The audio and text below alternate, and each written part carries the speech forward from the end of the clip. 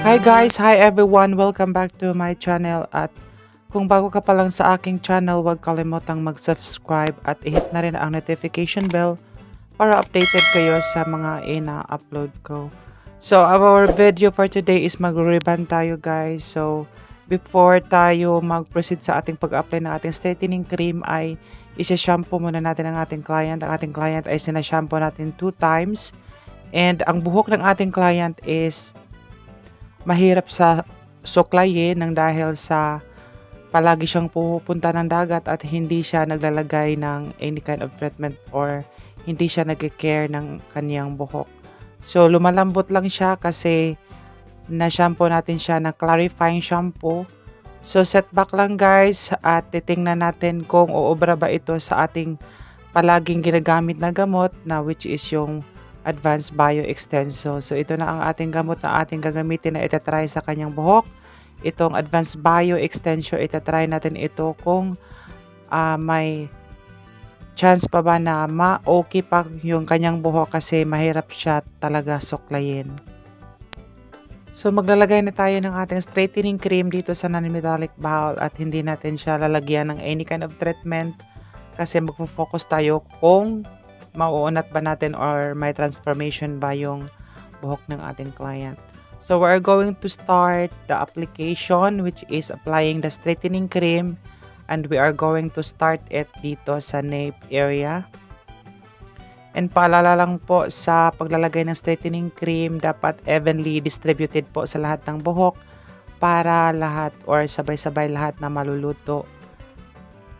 At kung pwede ay isection natin ng maliit lang para ay lahat talaga ay malagyan. So hindi ko na ipapakita sa inyo ang kabuoang pag-a-apply dito guys kasi masyado nang mataas ang ating video. So after nito ay ating ito na guys, natapos na ang ating pag-a-apply at after nito ay i-leave natin siya muna ng first 30 minutes and after sa 30 minutes, magre-retouch tayo. Titingnan natin kung nagre-react na pa ang kanyang buhok. So this time is nagre-retouch na tayo guys and we are going to start it pa rin dito sa nape area or dito sa baba. So sa pagre-retouch guys, this time kung maglagay or kailangan pa na maglagay tayo ng straightening cream kasi sinisip-sip yung straightening cream sa kanyang buhok. Lalagyan po natin. And shout out pala sa lahat ng mga aspiring baguhan na mga nagre-rebond dyan. Nakakatulong po ito sa inyo kung paano i-rebond ang ganitong buhok.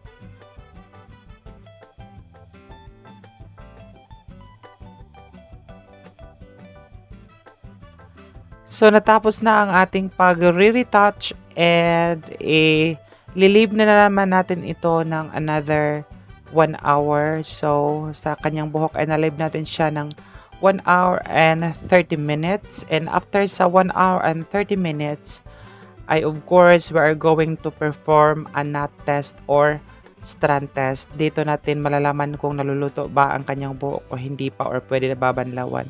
So, first is na-knot test muna tayo. So, itatali lang natin yung kanyang buhok. Kukuha lang tayo ng maliit na amount dito sa ilalim. Dito tayo sa ilalim guys para alam natin kung naluto na ba or hindi. So, itatali lang natin at kapag hindi na siya bumubuka, so it means ay naluluto na. And after that sa ating knot testing is we're going to perform strand testing para alam talaga natin kung naluluto ba talaga. So, sa strand testing, hihilain lang natin at kapag na-feel nyo na nagra-rubberize na so it means ay naluluto na. So, this time ay babanlawan na natin ang kanyang buhok kasi naluluto na. So, ito na guys, hindi ko na pinapakita ang pagbabanlaw sa kanyang buhok. So, nagbo-blow dry na tayo.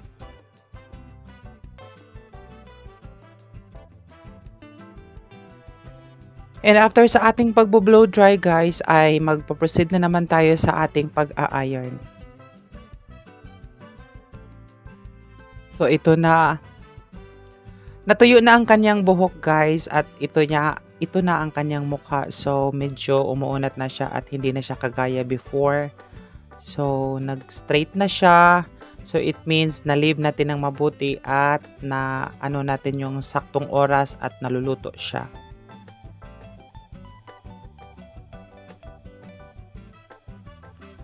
So, this time guys ay magsa-start na tayong mag-iron. So, sa ating pag-iron guys, of course, mag-start tayo dito sa nape area or dito sa baba.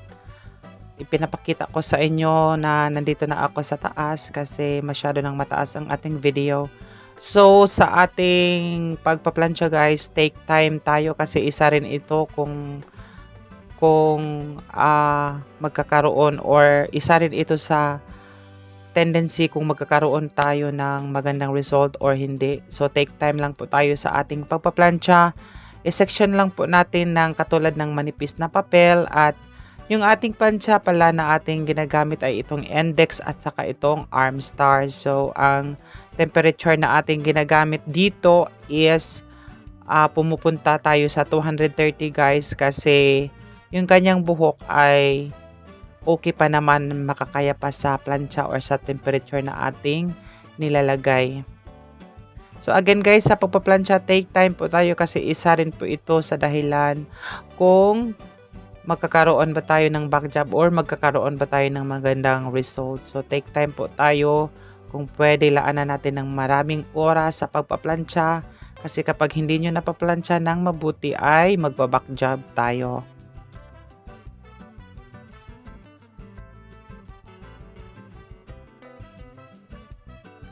So ito na guys, natapos na ang ating pagpaplansya sa kanyang buhok. So medyo maganda na ang kanyang buhok. So ipapahinga muna natin siya ng at least 5 to 10 minutes para lang makasingaw yung init sa kanyang buhok. And for that, we will prepare to apply the neutralizer.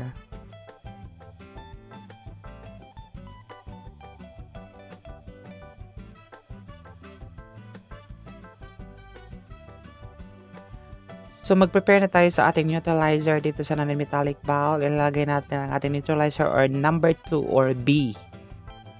And of course, ang ating B or number 2 ay hahaluan natin ng Keratin Brazillian na Sakura. Maliit lang po na amount. Kailangan po na hindi po mawawala yung bisa ng ating neutralizer.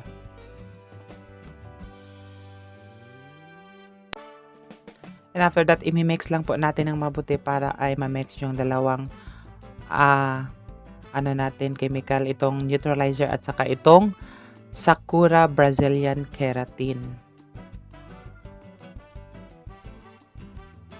And we are ready to go. We are going to apply the neutralizer and we can start it dito sa crown area guys. So again guys, sa lahat ng mga gustong gumamit na mga product na ginagamit ko dito sa video, all you have to do guys is click the video and find for the description. Nandoon po lahat, yung lahat ng aking mga product na ginagamit nandoon po sa description area guys.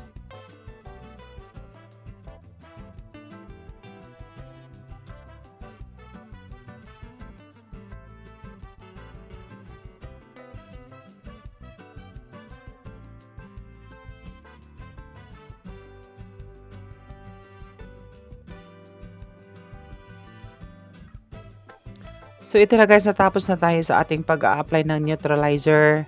So ipaprocess natin ito for 20 minutes. And after sa 20 minutes guys ay babanlawan natin at we are going to proceed sa step 3. So ang step 3 natin guys, lalagyan natin siya ng ating number 3 na conditioner ito guys. Sa mga nagtatanong kung hindi ba gagamitin ang number 3 sa mga video ko. So ito na guys, ginagamit ko yung number 3 natin, ina-apply natin dito.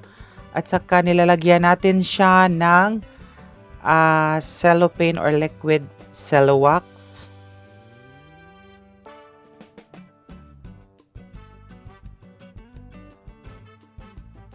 So, i-mix lang natin guys para ma-mix yung ating cellophane or liquid cellowax at saka yung ating conditioner na number 3.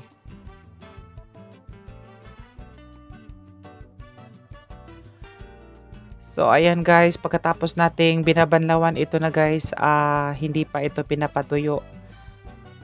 Basa pa ito kasi kagaling ito binabanlawan natin sa neutralizer. So, we are going to i-apply na natin ang ating conditioner at saka yung ating liquid cellophane dito sa kanyang buhok at pwede tayong mag-start dito sa crown area.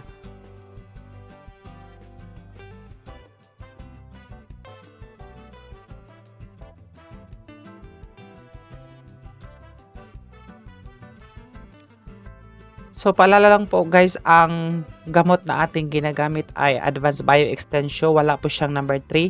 Yung number 3 natin ay from EPSA. Ginagamit natin yan. Kasi ginagamit natin yan sa mga taong hindi nakaka-afford ng Brazilian blowout. So, instead sa paglagay ng Brazilian blowout, so ito na lang guys. Tapos, lalagyan natin ng liquid cellophane kasi yung ating client ay hindi makaka-afford ng Brazilian blowout. So ito na guys, natapos na ang ating pag-a-apply at ipaprocess naman natin ito for 20 minutes and after sa 20 minutes ay magbanlaw po tayo or babanlawan po natin guys. So ito na guys ang ating the moment of truth.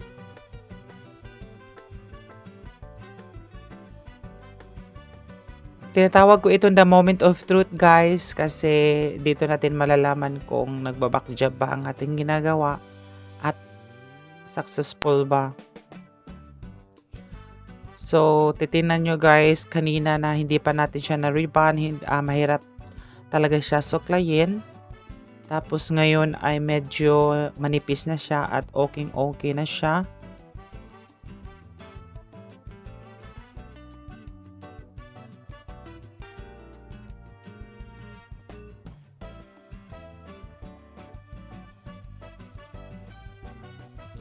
At ito na po ang buhok ng ating client na natuyo na guys. Hindi pa natin ito pinapadaanan ng plancha.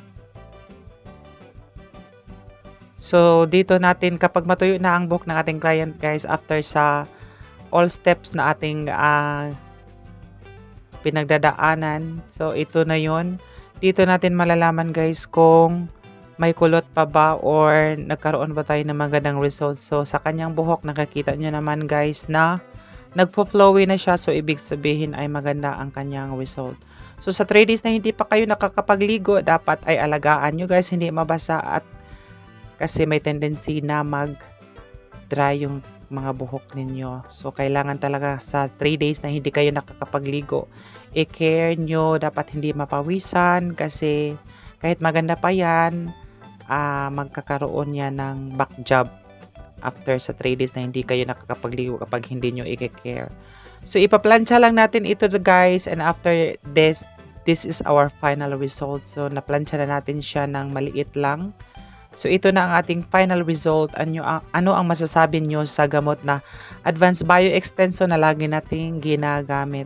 So, again guys, thank you so much sa mga hindi pa nakasubscribe sa aking channel. Please do subscribe and i-hit na rin ang notification bell para updated kayo at sa mga nag-subscribe po, maraming salamat from the bottom of my heart. God bless everyone and an advance Merry Christmas.